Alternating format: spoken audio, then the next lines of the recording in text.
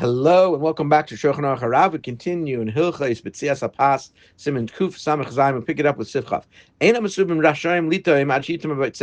The people who are around the table who are being yotze with the bracha of the person cutting the bread are not allowed to eat from that bread until the person who made the bracha eats. For example, like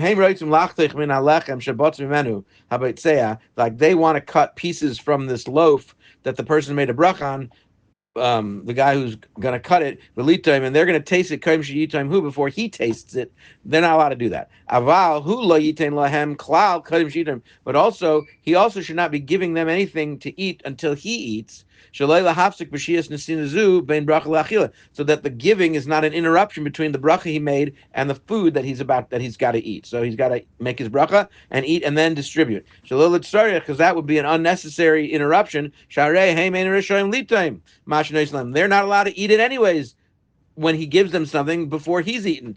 He's got to taste first. So therefore, if he gives them something before he eats it, that's an unnecessary interruption. Therefore, he's got to make the bracha. He eats and then he distributes it. If everybody has their own loaf, and they don't have to wait for anything from a loaf that's in front of the guy making the bracha.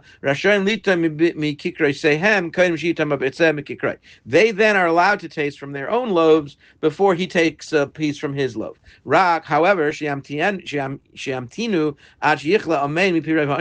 that they need to wait until most people have said Amen. And just like the guy making the bracha has to wait, like you said before, on Shabbos and Yantiv, then if you're giving everybody their own loaves, they actually have to have two loaves. Aside from the two loaves that are in front of the guy making the bracha, and then they could taste before the Betzias. Otherwise, then they are obligated to wait for him anyways, because they are being yotze the lechem mishnah that is in front of him, and they don't have their own lechem mishnah, so again they can't eat before he eats. And even during the week, they have to have an entire loaf, just like it's in front of the guy making the bracha. Otherwise, then they are bound to the loaf that's the full loaf that's in front of the guy making the bracha.